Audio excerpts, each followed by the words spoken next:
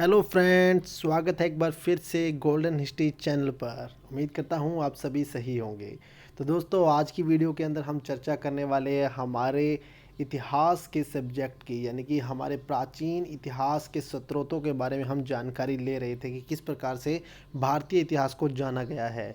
तो अभी तक हमने अपनी पिछली वीडियो के अंदर अभी तक जितने भी हमारे पुरातात्विक और साहित्यिक स्रोतों को हमने अच्छे से जान लिया था।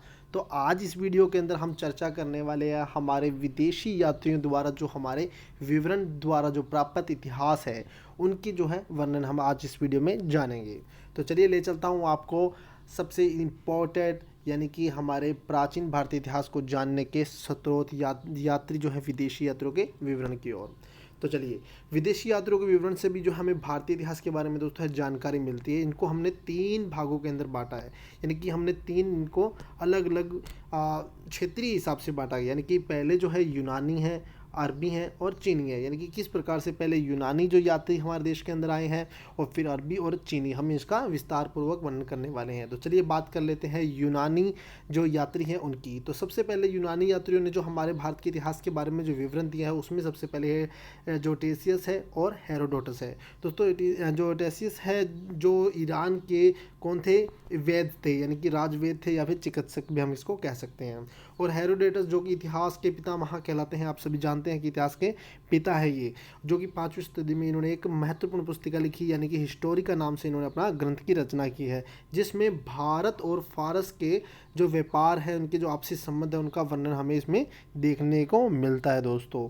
उसके अलावा जो सिकंदर के समकालीन कुछ इतिहासकार हुए जो है निर्याकस है, अनस्क्रिट्स है, एरिस्टोबुल्स है, ये जो सभी इतिहासकार हैं जो सिकंदर के समकालीन थे दोस्तों, जिन्होंने भारत के बारे में संपूर्ण विवरण दिया है। उनकी भारत के इतिहास के बारे में हमें जानकारी इनके द्वारा भी मिलती है। उसके बाद सिकंदर के जो बाद के जो लेखक हुए हैं 3 महत्वपूर्ण, उससे भी हमें जो भारतीय इतिहास के बारे में जानकारी मिलती है उनको भी जान लेते हैं। एक तो सबसे पहले जान लेते हैं मेगास्थनीज जो था, बहुत ही इंपॉर्टेंट है दोस्तों। उसके बाद डायोमैक्स और डायोनिसिस, इनके द्वारा भी हमें भारत के इतिहास में जानकारी मिलती है। ये तीनों ही जो हैं हमारे जो मौर्य साम्राज्य के समय में अंदर दरबार के अंदर है एज ए राजदूत, एज ए एम्बेसडर के रूप में ये जो है भारत के अंदर आए थे। मेगास्थनीज जो है सबसे प्रसिद्ध माना गया है, क्योंकि ये जो था ये सेल्यूकस निकेटर का राजदूत है, जिसने चंद्रगुप्त मौर्य के समय में 14 वर्ष भारत के अंदर व्यतीत किए थे। इसकी महत्वपूर्ण रचना जो है इंडिका है दोस्तों, जो अभी मूल रूप से हमारे पास नहीं उपलब्ध है, नहीं है। बाकी जो इसके जो इंडिका एक जो क्लासिकल जो हिस्टोरियन हुए हैं उनके द्वारा एक जो इनकी प्रतियों को जोड़कर इंडिका लिखी गई है, जिनके बारे में हमें जानकारी मिलती है दोस्तों। मूल रूप से इसका हमारे पास कोई विवरण नहीं है। उसके बाद बात करते हैं डायमैक्स, जो कि सीरिया नेरेस एंटीयोकस का राजदूत था दोस्तों, जो कि बिंदुसार के दरबार में आया था, यानी कि और काफ़ी दिन भारत के अंदर रहा था। इसके अलावा डायोनिसिस जो कि टालमी फिलाडेल्फस का राजदूत है, जो कि अशोक के दरबार में माना गया है कि वो अशोक के दरबार में आया था। उसके अलावा यूनानी भाषा में लिखी गई टालमी की जियोग्राफी, पेरिस ऑफ द एथरियन सी, ये बहुत ही इंपॉर्टेंट पुस्तिका है। आपको बता दूं कि परसिपल्स ऑफ एथरियन सी, जिसकी रचना 80 से 115 ईस्वी के बीच मानी गई है, इसमें भारतीय बंदरगाहों एवं व्यापारिक वस्तुओं का जो है वर्णन हमें मिलता है दोस्तों। ये बता दूं इसके जो लेखक हैं वो अज्ञात है, यानी कि अभी तक पता नहीं चला है कि किसके द्वारा ये जो है परसिपल्स ऑफ द एथरियन सी जो है लिखी गई है। अभी तक किसी को मतलब कि अभी भी इसकी खोज जारी है कि किसके द्वारा लिखी गई है, यानी कि इसका जो अभी राइटर है, जो लेखक है, वो कौन है, अज्ञात है, अभी पता नहीं है। उसके अलावा प्लिनी ने जो महत्वपूर्ण जो पौधों और पशु पक्षियों पर, खनिजों पर, जो भारतीय पौधे हैं, पशु पक्षी है, उस पर जो जानकारी मिलती है वो मिलती है नेचुरल हिस्टोरिका से। नेचुरल हिस्टोरिका जो है प्लिनी द्वारा लिखी गई है दोस्तों। ये जो इटली के व्यापार के साथ भी जो भारत और इटली का व्यापार होता था उसमें भी जो जानकारी मिलती है, ये मूल रूप से जो है इसमें लैटिन भाषा के अंदर लिखी गई है दोस्तों। चलिए उसके बाद अगली चर्चा कर लेते हैं चीनी जो व्यापारी हैं, यानी कि जो चीनी यात्रियों द्वारा हमें विवरण मिलता है वो कौन कौन से हैं उसके बारे में हम जान लेते हैं। इन जो चीनी यात्री हैं दोस्तों, वो ज़्यादातर जो है बौद्ध मत अनुयायी थे, यानी कि बौद्ध धर्म को मानने वाले थे, और बौद्ध धर्म में शिक्षा दीक्षा लेने के लिए ही उन्होंने भारत की तरफ यात्रा की थी, जिसमें मुख्य जो है फाहयान है, हिंदसांग है और इतिसांग है। ये 3 जो है सबसे ज़्यादा इंपॉर्टेंट माने जाते हैं, क्योंकि इनके द्वारा जो विवरण दिया गया है, जो भारत के बारे में जो इतिहास लिखा गया है, इससे हमें जानकारी मिलती है, मुख्य स्रोत माने गए। तो फाहयान जो है 5वीं शताब्दी में चंद्रगुप्त द्वितीय विक्रमादित्य के शासनकाल में भारत में आया था। ये एक गुप्त शासक है, आपको बता दो गुप्त शासक है जिसके काल में ये आया था, जो कि इसकी बुक फायोग की है, जिसके अंदर भारतीय सामाजिक आर्थिक स्थिति के बारे में हमें प्रकाश डालता है। उसके बाद हेनसांग जो है 7वीं शताब्दी में हर्ष के शासनकाल में आया था। आपको पता हो कि हरियाणा के थानेसर के अंदर ये शासक रहा था भारत का।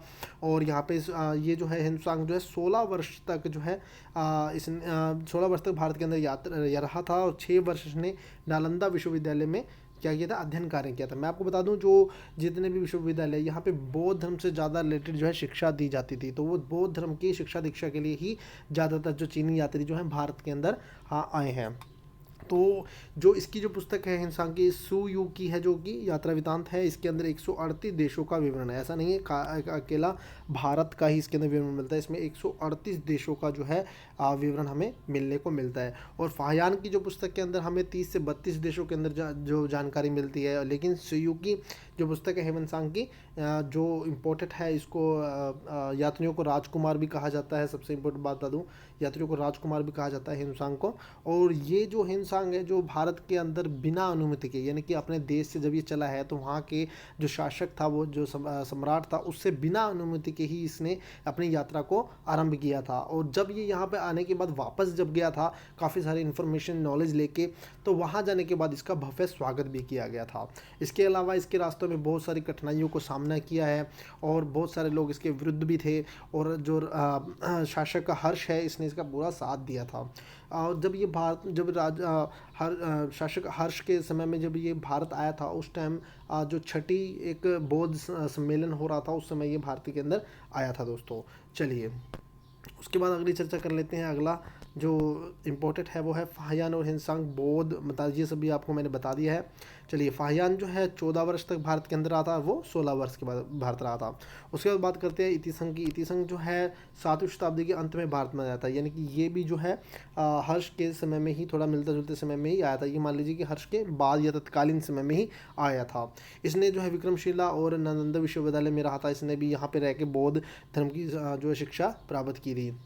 उसके अलावा कुछ और है, जैसे कि मतावान ली ने जो हर्ष की पूर्व अभियानों को जो चाओजुकुआ नामक चोल कालीन इतिहास पर प्रकाश डाला है। इसकी जो रचना है चाओजुकुआ, इसके अंदर इसने जो चोल साम्राज्य है उसकी ऐतिहासिक प्रकाश डाला है। उसके अलावा जो हिंसांग है, जिसको युआन चुआंग भी कहा जाता है, प्रिंस ऑफ पिलग्रिम्स, यानी कि प्रिंस ऑफ पिलग्रिम्स यानी कि यात्रियों का राजकुमार भी कहा जाता है दोस्तों। तो उसके अलावा जो अगला है उसकी चर्चा कर लेते हैं। सबसे इम्पोर्टेंट अरबी जो है, अरबी यात्रियों के वितरण द्वारा भी हमें जो है भारतीय इतिहास के बारे में जानकारी मिलती है दोस्तों। ये जो अरबी यात्री हैं, लगभग जितने भी मध्यकालीन भारत के अंदर जो संस्कृति है वहाँ की जानकारी हमें मिलती है। तो इसके अंदर सबसे जो इम्पोर्टेंट जो अरबी यात्री है वो है अलबरूनी।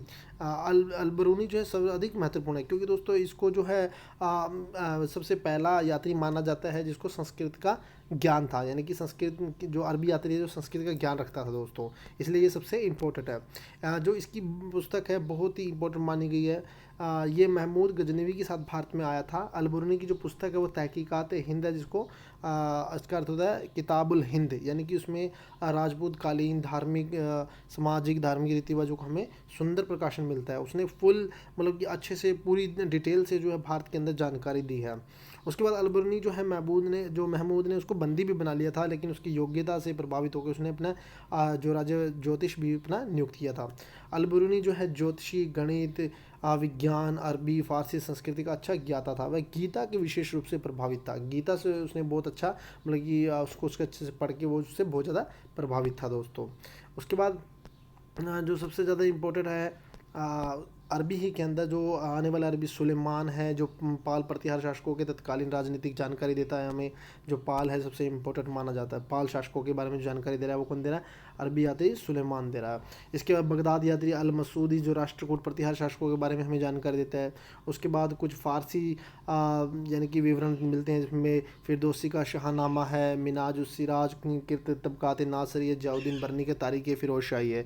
तो ये जो सारी जो चीज़ें हैं हमें जो मध्यकालीन भारत के समय अरबी, जो यूनानी है, चीनी है और अरबी हैं, ये सभी जो हमें क्या दे रहे हैं कि भारतीय इतिहास के बारे में जानकारी दे रहे हैं। इसके अलावा रेहला की जो रेहला जो पुस्तक है इब्न बतूता की, जो मोहम्मद बिन तुगलक के समय में भारत में आया था, जो मोरक्को का अफ्रीका का जो निवासी था, उसने भी हमें जानकारी मिलती है दोस्तों।